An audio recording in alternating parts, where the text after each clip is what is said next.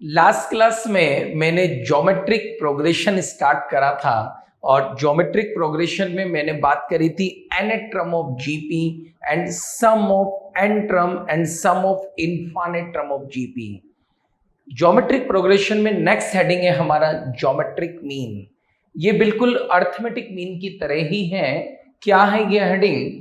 If 3 and more than 3 terms are in GP, then number between first and last term is called geometric mean। क्या है?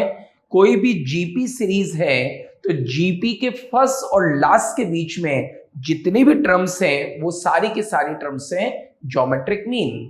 ठीक है, तो if first if ABC is in GP, क्या है? ABC GP में है तो हम बोलेंगे B is geometric mean of A and C. B क्या है? ए और सी का ज्योमेट्रिक मीन है। तो b बाई ए ये वही है जो c बाई बी है। B square equal to A C, तो ये हो जाएगा a और c का ज्योमेट्रिक मीन। तो टू नंबर्स का ज्योमेट्रिक मीन होगा square root of given two numbers. ठीक है, now second N geometric mean between two number. अब है a और b दो नंबर हैं और इनके बीच में g1, g2, g3, gn n geometric mean है। ठीक है, तो टोटल टर्म्स कितनी हो गई? n तो ज्योमेट्रिक मीन एक फर्स्ट और लास्ट, टोटल टर्म्स हो गई n+2 टर्म्स हो गई। तो last term equal to first term r की पावर n-1 होता है, लेकिन मैं लिखूंगा n+2 -1। तो b by A equal to r की पावर n+1। अब फर्स्ट ज्योमेट्रिक मीन क्या है? जीपी की सेकंड टर्म। जीपी की सेकंड टर्म होती है A R. Second geometric mean क्या है? Third term A R square. और nth geometric mean n+1 term A R power n। मैं थोड़ा सा अर्थमेटिक मीन का रिवीजन कराऊं। मैंने आपको लिखाया था sum of n arithmetic mean is n time mean of first and last term. इसी तरह से आप देखिएगा, अगर मैं इनका प्रोडक्ट करूं g1, g2, g3, gn, तो आप देखिए a a a a a a n bar multiply होगा तो a पावर n हो जाएगा, और r ऐसे मल्टीप्लाई होगा तो इनकी पावर्स ऐड हो जाएंगी।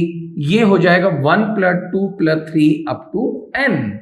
और r की वैल्यू यहां से मैं निकाल लूं b बाई ए की पावर 1/n+1। r की वैल्यू b बाई ए की power 1/n+1, a power n, b by A की पावर 1/n+1 और n+1/2। ये कैंसिल हो गया, तो a power n, b by A की पावर n/2, इसको सोल्व करके आएगा √ab की पावर n। तो मेरे पास एक रिजल्ट आ गया कि n ज्योमेट्रिक मीन का प्रोडक्ट होता है geometric mean first and last का ज्योमेट्रिक मीन उसकी पावर n।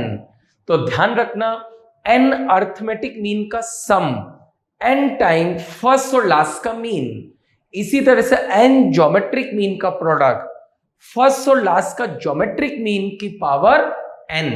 ओके, अब हम इस पे क्वेश्चंस करेंगे। 4 geometric mean are inserted between 160 and 5। Find the third geometric mean. 160 और 5 दो नंबर हैं, इनके बीच में हमने क्या करा? g1, g2, g3, g4 4 geometric mean insert करे तो टोटल टर्म्स कितनी हो गई? 6। 4 geometric mean first and last, total term 6 हो गई। Last term equal to first term और r की पावर 6 - 1। ठीक है, तो r की पावर 5 इक्वल टू 5/160, 1/32, 1/2 पावर 5। तो r की वैल्यू कितनी हो गई? 1/2। अब हमें बोला है थर्ड ज्योमेट्रिक मीन, तो जीपी की कौन सी टर्म है, फोर्थ टर्म, और जीपी की फोर्थ टर्म है ए आर क्यूब। ए है 160 1/2 का होल क्यूब, 160 इंटू 1/8, आंसर कितना है 20। ओके, नेक्स्ट क्वेश्चन, ये क्वेश्चन जेई मेन में आया हुआ है। m is the arithmetic mean between l and n।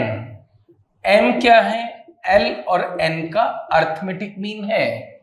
G1, G2, G3 are geometric mean between l and n। l और n के बीच में 3 ज्योमेट्रिक मीन इंसर्ट करें। Find the value of G1 power 4 to G2 power 4 plus G3 power 4, और मुझे LMN की terms में answer चाहिए। ठीक है, अब सबसे पहले तो मैं कॉमन रेशियो निकाल लूं। नंबर ऑफ टर्म कितनी हो गई 5, तो last term equal to first term r की power 5 minus 1, r power 4 equal to n/l। ठीक है, अब G1 क्या है, सेकंड टर्म यानी कि LR, G2 क्या है, third term LR square, G3 है फोर्थ टर्म LR क्यूब। ठीक है, तो G1 power 4 to G2 power 4 plus G3 power 4, इसका वैल्यू चाहिए। तो G1 क्या है, LR की पावर 4। ठीक है, G2 क्या है, LR स्क्वायर की पावर 4। ठीक है, और ये है LR क्यूब की पावर 4। L पावर 4 सब में से कॉमन ले लेता हूं, तो ये हो गया R power 4, R power 8 2 time और R पावर 12। अब मुझे R पावर 4 की वैल्यू पता है n/l, R पावर 4 की वैल्यू मुझे पता है n/l, तो L पावर 4, R पावर 4 की वैल्यू n/l, यहां पर स्क्वायरिंग करते हुए लिख देता हूं n²/l², और यहां पर क्यूब करते हुए रख देता हूं n³/l³। क्लियर हो गई बात। यहां पर डिनोमिनेटर में कुछ भी नहीं है, तो मैं एक काम करूं, l पावर 4 से अंदर ही मल्टीप्लाई कर दूं, तो ये हो गया nl³ 2n² प्लस n³l। ठीक है, अब हमने क्या करा, मैं यहां लिखता हूं फर्स्ट और लास्ट में से इनको एक साथ ले लिया, nl³ plus n³l plus 2nl का होल स्क्वायर।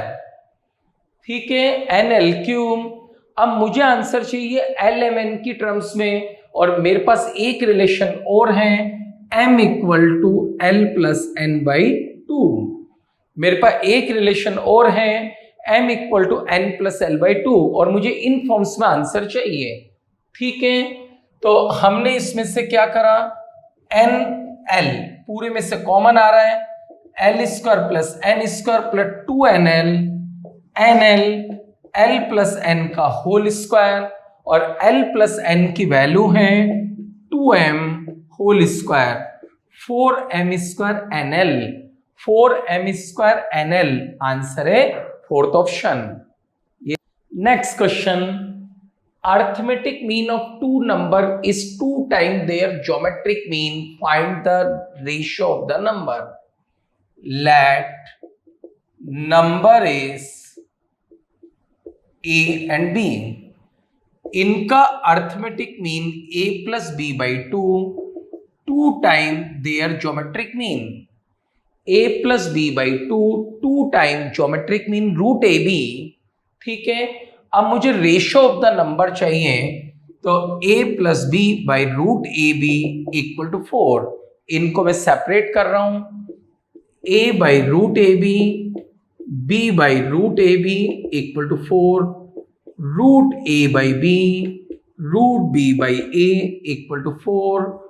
अगर हम रूट a बाई b को t कह दें, तो ये हो जाएगा t plus 1/t equal to 4, और t² plus 1 equal to 4t, तो ये हो जाएगा T square minus 4t plus 1 equal to 0। तो 4 plus minus 16 minus 4 into 1 upon 2 into A, और t क्या है, रूट ए बाई बी। तो ये हो जाएगा रूट 12 यानी कि 2 रूट 3, 2 ऊपर नीचे कट हो जाएगा, 2 प्लस माइनस रूट 3। अगर हम दोनों तरफ स्क्वायरिंग कर दें तो 4 प्लस 3 प्लस माइनस 4 रूट 3 यानी कि 7 प्लस माइनस 4 रूट 3। ये आ गया 2 नंबर्स का रेशो। मेरी आपको एडवाइस है कि जब भी ऐसा क्वेश्चन आए तो आप इससे ओरली करिए। क्या है क्वेश्चन?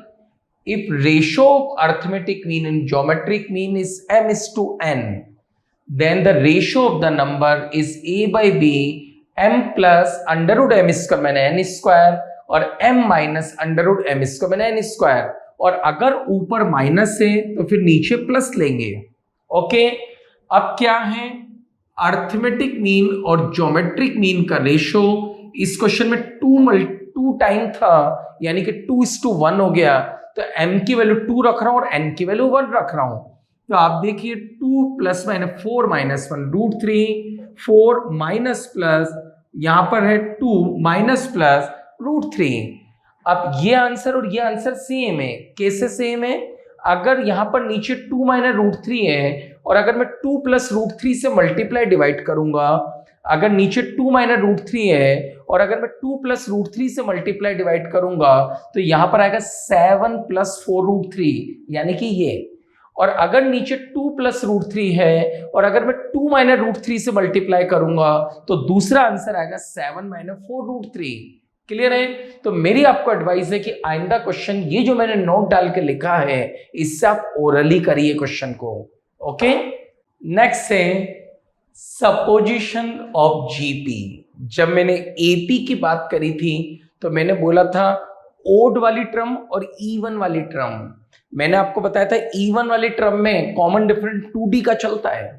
ठीक है, तो अगर हमें 3 टर्म सपोज करनी है तो a by R A R, 5 term assume करनी है तो उधर a बाई आर स्क्वायर आ जाएगा, इधर ए आर स्क्वायर आ जाएगा। 7 करनी है तो उधर a बाई आर क्यूब आ जाएगा, इधर ए आर क्यूब आ जाएगा। ठीक है, अब 4 टर्म्स तो a by R cube, a by R, A R और ए आर क्यूब, इनका कॉमन रेशियो आर स्क्वायर है। अगर 6 टर्म है तो उधर a बाई आर पावर 5 आएगा और इधर a आर पावर 5 आएगा। इसी तरह से आगे product of 3 term of GP is 512। तो 3 टर्म की बात कर रहा है तो let 3 term a by R A और ए आर, इनका जो प्रोडक्ट है तो a cube equal to 8 cube, a हो गया 8। आगे 8 इज एडेड टू फर्स्ट, क्या करा, a बाई आर, a है 8 बाई आर में क्या ऐड कर दिया, 6 ऐड कर दिया। 8 is added to first, first के अंदर 8 ऐड कर दिया। 6 is added to second, second ए क्या है 8, इसमें 6 ऐड कर दिया यानी कि 14। ठीक है, देन न्यू नंबर यानी कि थर्ड को ऐसे रहने दिया 8 are, then new number are in AP. तो ये क्या हुआ, ये एपी बन गया। तो एपी की कंडीशन क्या है, 2 cross 14 2b equal to a plus C. ठीक है, तो ये हो गया 20 equal to 8 by R plus 8 R. 4 से मैं कट कर दूं 5 R, 2 plus 2 R square, 2 R square minus 5 R plus 2 equal to 0। इससे आएगा आर इक्वल टू 2 और हाफ। अब ए 8 है और आर 2 है तो ए 8 आर 2 रखेंगे 4 8 16 और आर को हाफ और ए को 8 रखेंगे तो बस ये उल्टे हो जाएंगे 16 8 एंड 4। तो हमसे बोला फाइंड द नंबर, तो 4 8 एंड 16 या 16 8 एंड 4। नेक्स्ट क्वेश्चन है, ये 11th क्लास का बहुत ही अच्छा क्वेश्चन है। The sum of 3 term of GP is S, product is T, sum of reciprocal of the term is R, find P square R cube. तो let 3 terms हैं a by R, A और A R, इनका जो sum है A by R plus A by R, ये ऐसे A 1 by R plus 1 plus R, ये ऐसे, इनका जो प्रोडक्ट है A by R into R, ये पी है, ए क्यूब पी हो गया। Now sum of the reciprocal, तो ए बाई आर का रेसिप्रोकल आर बाई है, ए का रेसिप्रोकल 1 बाई है, इसका रेसिप्रोकल 1 बाई ए आर, और ये कितना है कैपिटल आर। ठीक है, 1 बाई ए कॉमन ले लिया, upon r equal to capital R, और आप देखिए यहां से ए 1 प्लस आर स्क्वायर, ये है आर एस। ठीक है, या 1 plus r square upon r, ये क्या है एस बाई ए, तो 1 बाई ए ये है S by A equal to capital R. मुझे क्या चाहिए, P square by R cube चाहिए, तो P square by R cube, P square R cube, P क्या है ए क्यूब है, और आर ये रहा एस बाई ए स्क्वायर का होल क्यूब, आंसर कितना एस क्यूब। अब मैं आपको इसका एक और मेथड बताता हूं, आप देखिएगा, मैं आपको एक और मेथड बताता हूं, सेकंड मेथड, कुछ भी जीपी ले लिया 248, मैं इसका एक और मेथड बता रहा हूं, कुछ भी जीपी ले लिया 248, ये जीपी है, इनका टर्म एस है, एस कितना हो गया 14, इनका प्रोडक्ट पी है, पी कितना हो गया 2 क्रॉस 4 क्रॉस 8 64, और इनके रेसिप्रोकल का सम,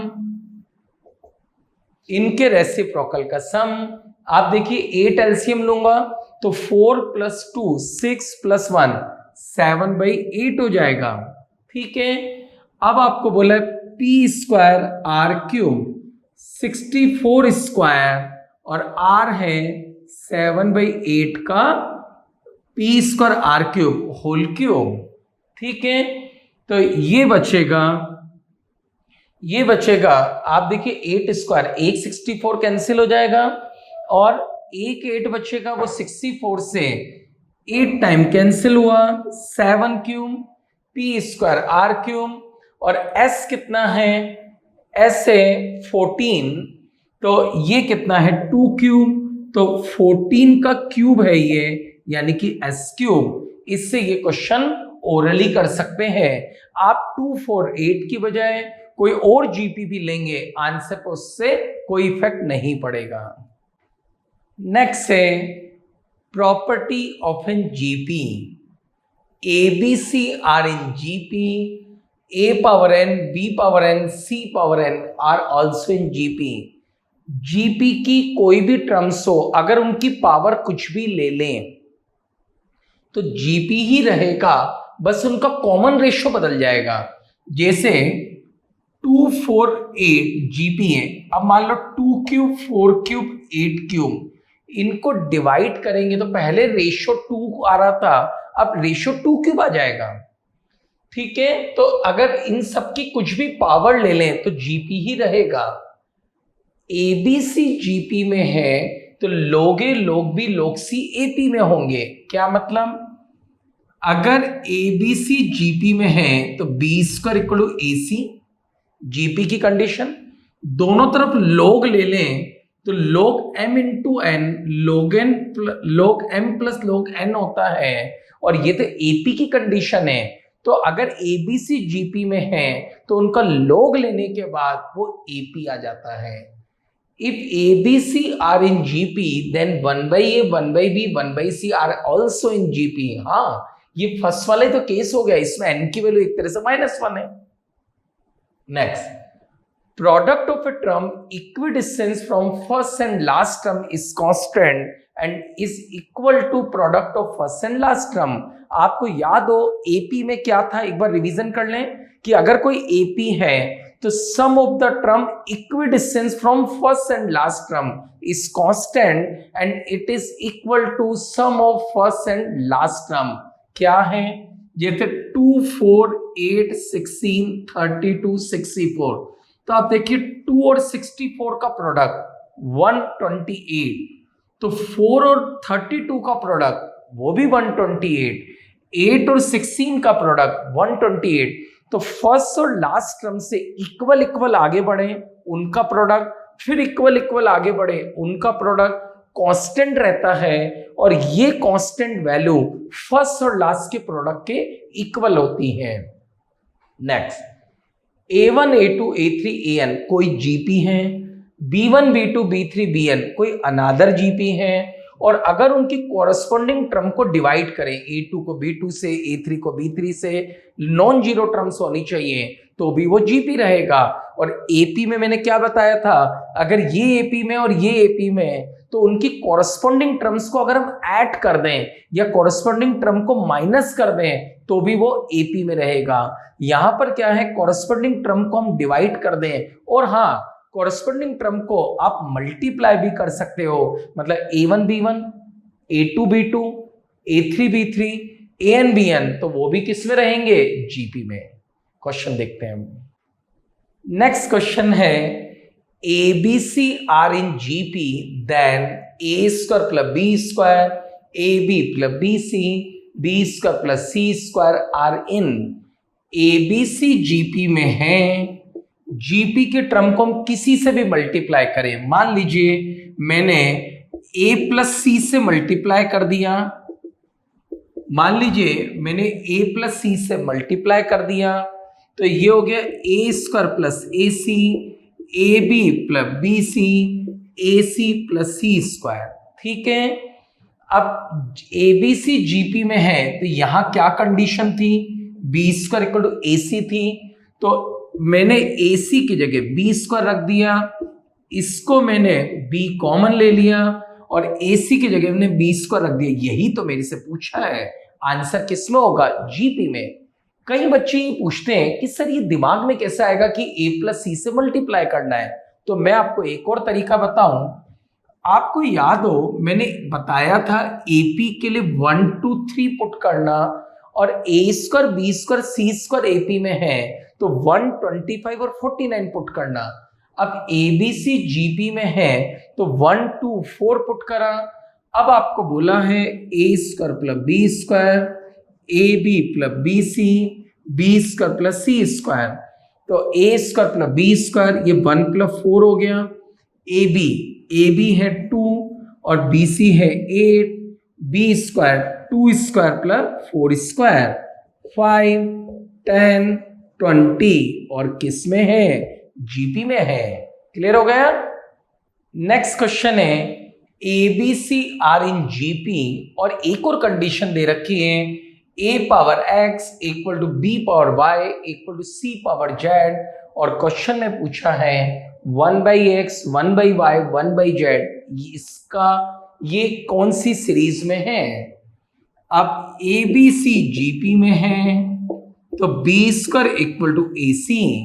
ठीक है, अब आपको बोला है A power x, B power y, C power z, इसको K ले लिया तो A equal to K power 1/x, B equal to K power 1/y और K power 1/z।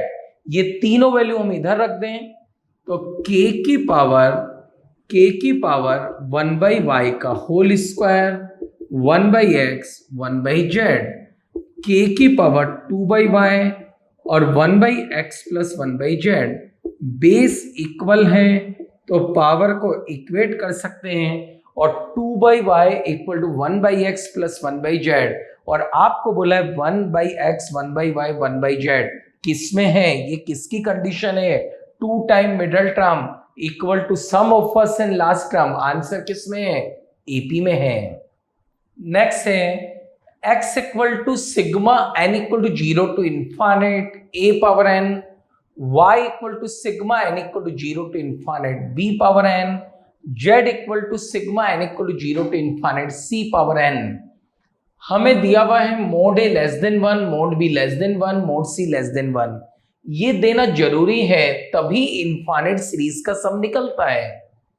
A B C A P में है, 1/x 1/y 1/z किस में होंगे? तो x की वैल्यू हो गई sigma n equal to 0 to infinite a power n 1 plus a square up to infinite a upon 1 minus r।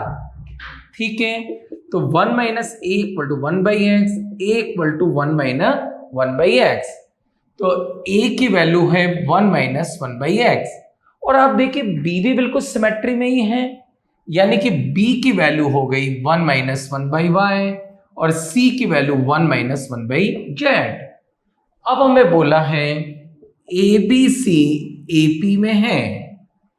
a क्या है? 1 minus 1/x, 1 minus 1/y, 1 minus 1/z A P में है।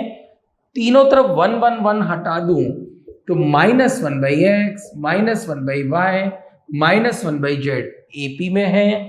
माइनस तीनों तरफ हटा दूं तो 1/x 1/y 1/z again A P में है।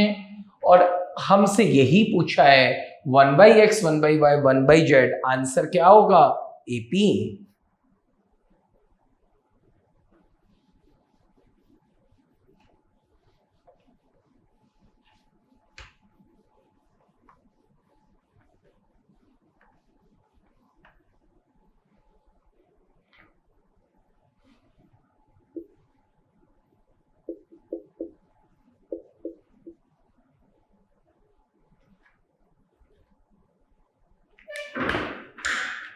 नेक्स्ट क्वेश्चन है find sum of n term of 6 plus 66 n terms, इनका हमें सम चाहिए। ठीक है, ऐसे क्वेश्चन है बिल्कुल सिमेट्री नेचर होता है, सब में सेम प्रोफाइल से आगे बढ़ता है। कैसे? सबसे पहले 6 कॉमन ले लें, 1 प्लस 11 111, ये है n टर्म्स। ठीक है, सबसे पहले हमने 6 कॉमन ले लिया, इसमें स्टेप बिल्कुल फिक्स है। अब आप क्या करेंगे? 9 से मल्टीप्लाई डिवाइड करेंगे और ये है n टर्म। ठीक है, अब ये हो गया 2/3, 9 को लिखा 10 माइनस 1, 99 को लिखा 100 माइनस 1, 999 को लिखा 1000 माइनस 1, ये है 10,000 माइनस 1 और इसी तरह से आगे। अब 1 1 1 1 1 n टाइम, तो कितना हो जाएगा? n हो जाएगा। और बाकी सीरीज को मैंने एक तरफ रख लिया और ये n टाइम हो गया। ठीक है, तो 2/3 ये जीपी हो गई, फर्स्ट टर्म 10 है, कॉमन रेशियो भी 10 है, अपॉन 10 माइनस 1 और माइनस n, यही आंसर है। आप ऐसे क्वेश्चन को इस तरह से भी कर सकते हो, अगर आंसर में n इक्वल टू 1 रखोगे तो आंसर से 6 आएगा। आप देखो n इक्वल टू 1 रख के, n इक्वल टू 1 रखा तो 10 माइनस 1 9, 9 से 9 कट हो गया, फिर ये 10 माइनस 1 9, 9 अपॉन 3, 2 इंटू 3 6 आ रहा है। अगर आप n को 2 रखोगे तो ध्यान रखना सम ऑफ 2 टर्म्स आएगा, 6 प्लस 66 यानी कि 72। आप इसमें n को 2 रख के देखोगे तो 72 आएगा। तो जब भी ऐसे n टर्म्स वाले क्वेश्चन है तो उनको करने का ज्यादा बेस्ट अप्रोच होता है आप ऑप्शन से करिए क्वेश्चन को। ओके, ये क्वेश्चन ना तो एपी का है ना जीपी का, ऐसे जनरल क्वेश्चन है। 1/1 मल्टीप्लाई बाय 2 1/2, 2 मल्टीप्लाई बाय 3 1/6, 1/12 1/20। अब हमने क्या करा, 1/2 को 1 माइनस 1/2 लिख दिया। ठीक है, और आप देखिए 1/2 माइनस 1/3 को एलसीएम लेके सॉल्व करूं तो ये 1/6 आ रहा है। तो 2 इंटू 3 को 1/2 माइनस 1/3 लिख दिया। ठीक है, 1/2 माइनस 1/3 1/6 आ रहा है। इसी तरह से इसको हमने 1/3 माइनस 1/4 लिखे हैं, 1/3 माइनस 1/4 1/12 है, और 1/4 माइनस 1/5 लिखे हैं अप टू इनफाइनाइट। आप देखिए इसका सेकंड टर्म नेक्स्ट के फर्स्ट से कट हो गया, इसका सेकंड टर्म नेक्स्ट के फर्स्ट से कट हो गया, इसका सेकंड टर्म नेक्स्ट के फर्स्ट से कट हो गया, ऐसे ही कट होते हुए चला जाएगा, आंसर हो जाएगा 1। इस तरीके के जो क्वेश्चन है उनका answer 1 upon first term multiply by common difference होता है। ये क्या लिखा है मैंने, फर्स्ट टर्म वो नहीं है जो ये पूरा है, नहीं, डिनोमिनेटर में जो यहां लीस्ट टर्म है वो फर्स्ट टर्म है, हियर इज 1। ये कब लगाना है, जब टू टर्म्स का प्रोडक्ट हो और सबका डिफरेंस सेम हो, 2 - 1 1, 3 - 2 1, 4 - 3 1, तो कॉमन डिफरेंस 1, यही आंसर 1 है। आप देखिए अगर क्वेश्चन ऐसा हो 3 × 7, 7 × 11, 11 × 15 अप टू इनफाइनाइट, 3 × 7, 7 × 11, तो फर्स्ट टर्म है जो डिनोमिनेटर में लीस्ट टर्म है यानी कि 3, तो फर्स्ट टर्म है 3, और कॉमन डिफरेंस 7 और 3 का डिफरेंस 4, 11 और 7 का डिफरेंस 4, 15 और 11 का डिफरेंस 4, तो आंसर कितना 1/12। क्लियर है। नेक्स्ट क्वेश्चन, इस तरीके के क्वेश्चन एनसीईआरटी में दे रखे हैं और इस तरीके के क्वेश्चन जेईई मेन में भी आए हुए हैं। About 150 workers were engaged to finish a piece of work. क्या हुआ कि किसी वर्क को 150 वर्कर से वो वर्क कंप्लीट हो रहा था in a certain number of days. 4 worker stop working on second day 4 worker चले गए। 4 more worker stop on the working on third day 4 और वर्कर चले गए, नेक्स्ट डे फिर और 4 वर्कर चले गए, तो पूरे वर्क को कंप्लीट होने के अंदर 8 डेज ज्यादा लग गए। ठीक है, तो क्वेश्चन उठता है कि कितने डेज का वर्क था। ठीक, तो पहले 150 वर्कर थे, फिर 146 वर्कर रह गए, फिर 142 वर्कर रह गए। मान लीजिए ये n डेज में वर्क कंप्लीट करते हैं, n-1 कॉमन डिफरेंस से -4, ये n डेज में वर्क कंप्लीट करते हैं, लेकिन इनको 8 डेज ज्यादा लग रहे हैं जो एक्चुअल डेज थे। तो मैं ऐसा करता हूं, एक्चुअल डेज को n-8 मान लेता हूं, तो इनके लिए n डेज ही हो गए। तो अगर 150 वर्कर n-8 डेज तक लगातार वर्क करते तो वो वर्क कंप्लीट हो जाता, या अगर ऐसे 4 डेज रिड्यूसिंग वे में वर्क कर रहे हैं तो ये वर्क कंप्लीट हो जाता, यानी कि ये इक्वल है। तो ये 2 में कैंसिल कर देता हूं, n 150 - 2n + 2 और 150n - 1200, तो इससे आएगा n² - n, इससे आएगा n² - n - 60 = 0, और अगर हम इसके फैक्टर करें तो आएगा n - 25 n + 24 = 0, तो n = 25 और -24 ये तो पॉसिबल है नहीं। ठीक है, n क्या 24,